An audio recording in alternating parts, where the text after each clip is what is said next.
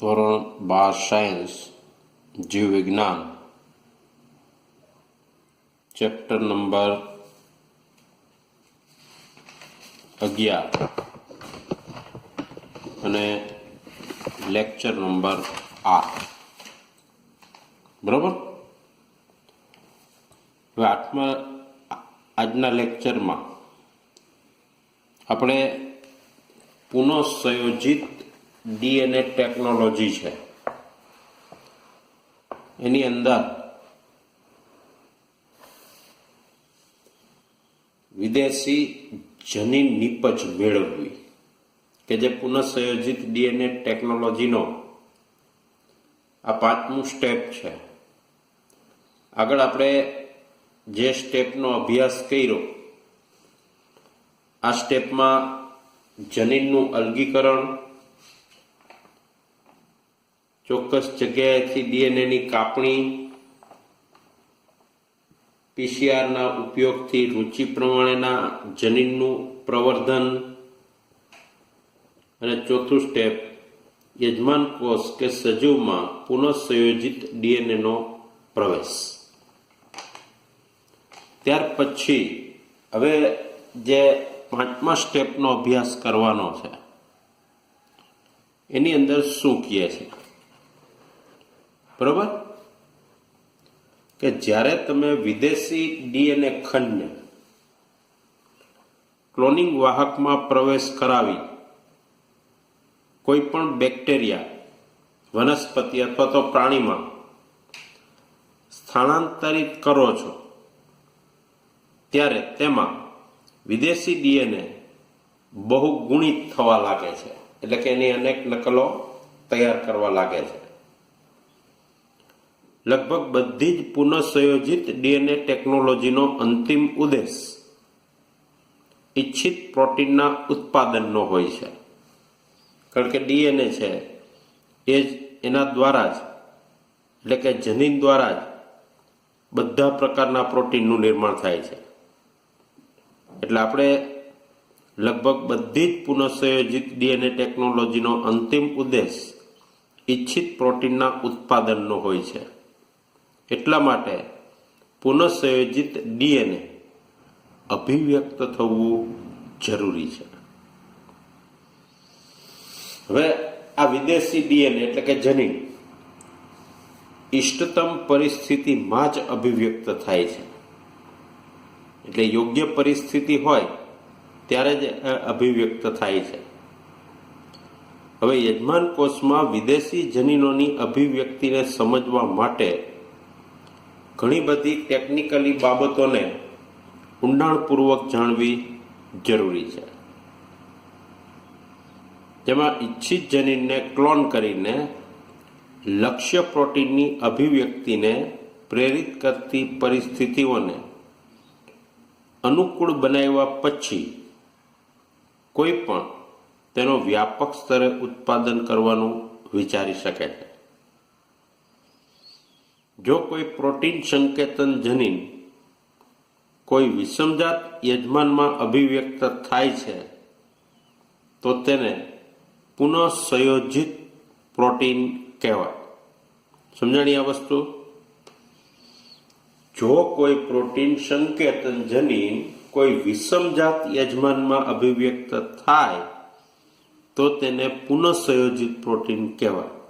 ટૂંકમાં પુનઃસંયોજિત ડીએનએ દ્વારા જે પ્રોટીનનું નિર્માણ થાય બરાબર, એ પ્રોટીન પુનઃસંયોજિત પ્રોટીન કહેવાય. બરાબર. હવે લાભદાયી ક્લોનિંગ જનીનને આશ્રય આપતા કોષોને નાના પાયે પ્રયોગશાળામાં ઉછેરવામાં આવે છે. ઈચ્છિત પ્રોટીનના નિષ્કર્ષણ માટે સામાન્ય રીતે સંવર્ધન માધ્યમનો ઉપયોગ કરી શકાય છે અને ત્યાર પછી જુદી જુદી અલગીકરણ પદ્ધતિઓનો ઉપયોગ કરી આવા પ્રોટીનને શુદ્ધ સ્વરૂપમાં મેળવવામાં આવે છે, એટલે કે એનું શુદ્ધિકરણ કરવામાં આવે છે, જેમાં કોષને સતત સંવર્ધન તંત્રમાં ગુણિત કરી શકાય છે, કે જેમાં વપરાયેલ માધ્યમને એક બાજુએથી બહાર કાઢવામાં આવે છે અને બીજી બાજુએથી તેમાં તાજું માધ્યમ ભરવામાં આવે છે, જેથી કોષો પોતાની દેહધાર્મિક રીતે સક્રિય સ્વરૂપે ઝડપી પ્રાવસ્થામાં જળવાઈ રહે છે. હવે આ સંવર્ધન પદ્ધતિ મોટા પાયે જૈવભારના ઉત્પાદન તથા ઇચ્છિત પ્રોટીનના વધુ ઉત્પાદન માટે ઉપયોગી છે. અને આવું સંવર્ધન માધ્યમ છે એ એક જૈવિક ભઠ્ઠી કહેવાય. એટલે એક અલગ ટૂંકનોંધ પૂછાય કે વર્ણવો જૈવિક ભઠ્ઠી, તો આ પ્રમાણે હવે આગળ ઉપર લખવાનું થશે. જો ઓછું કદ ધરાવતા સંવર્ધનથી નિપજોનું પર્યાપ્ત માત્રામાં ઉત્પાદન થઈ શકતું નથી, એટલે વ્યાપક સ્તરે ઉત્પાદન માટે જૈવિક ભઠ્ઠીના વિકાસની આવશ્યકતા હોય છે, જેમાં સંવર્ધનનો મોટી માત્રામાં એટલે કે 100 થી 1000 લીટર જેટલી માત્રામાં ઉપયોગ કરી શકાય છે. આ રીતે જૈવિક ભઠ્ઠી એક વાસણ સમાન છે, જેમાં સૂક્ષ્મ વનસ્પતિઓ, પ્રાણીઓ તેમજ માનવ કોષોનો ઉપયોગ કરીને કાચા સામાનને જૈવ સ્વરૂપે વિશિષ્ટ નિપજો, વ્યક્તિગત ઉત્સેચકો વગેરેની અંદર પરિવર્તિત કરવામાં આવે છે. બરાબર. હવે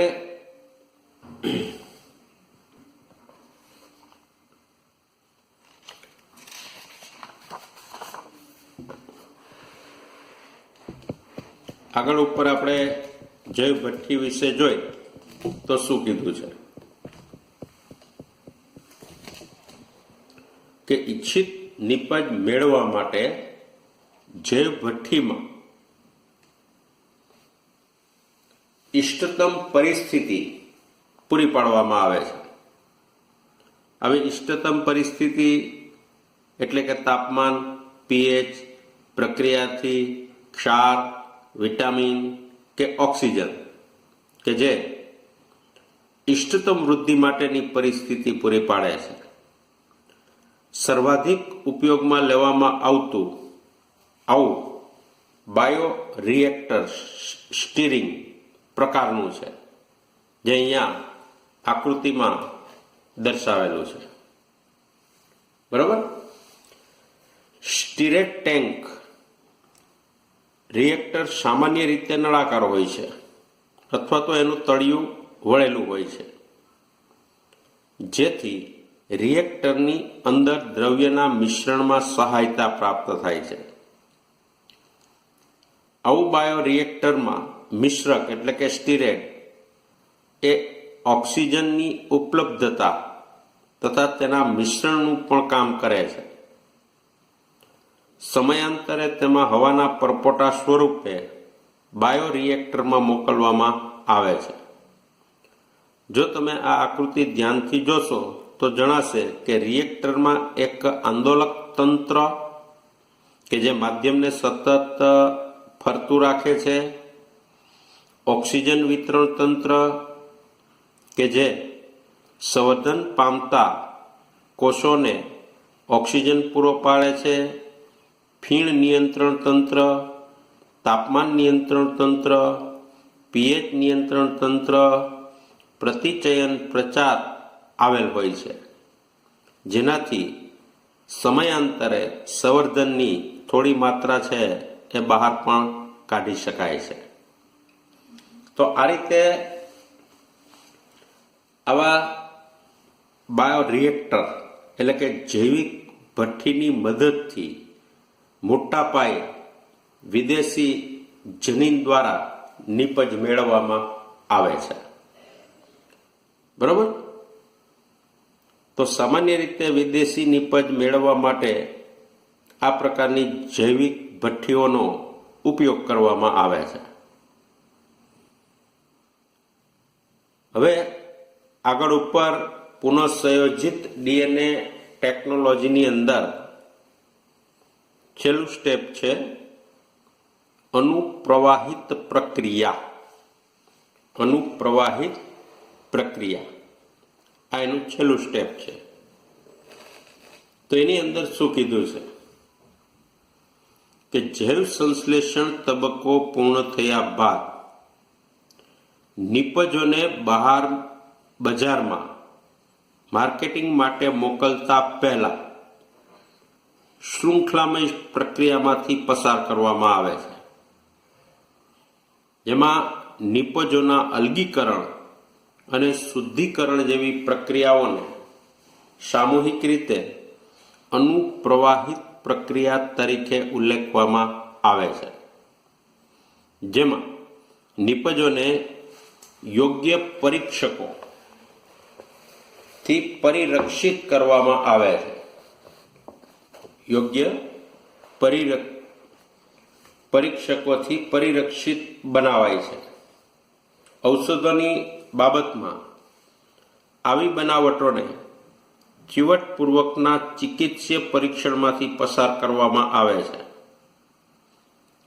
જેમાં પ્રત્યેક નિપજોની ચુસ્તપણે ગુણવત્તા નિયંત્રણ ચકાસણી થાય એ આવશ્યક છે. અનુપ્રવાહિત પ્રક્રિયા અને ગુણવત્તા નિયંત્રણ ચકાસણી પ્રત્યેક નિપજો માટે અલગ અલગ હોય છે. બરાબર? એટલે જે પ્રકારની નિપજ એ પ્રકારની ચકાસણી, એટલે એ પ્રકારની પ્રક્રિયા અને ગુણવત્તા દ્વારા નિયંત્રિત ચકાસણી કરવામાં આવે છે. તો આ રીતે પુનઃસંયોજિત ડીએનએ ટેકનોલોજીની ક્રિયાવિધિમાં આજે 6 સ્ટેપ છે. એ 6 સ્ટેપને અંતે પુનઃસંયોજિત ડીએનએ દ્વારા આપણું ઈચ્છિત પ્રોટીન પ્રાપ્ત થશે, કે જેને પુનઃસંયોજિત પ્રોટીનથી ઓળખવામાં આવે છે. બરાબર? હવે અહીંયા આ ચેપ્ટર પૂર્ણ થશે. આ ચેપ્ટરને લગતા કોઈ પણ પ્રશ્નો હોય તો તમે સહેલાઈથી ફોન કરી પૂછી શકો છો. બરાબર? બસ એટલું જ.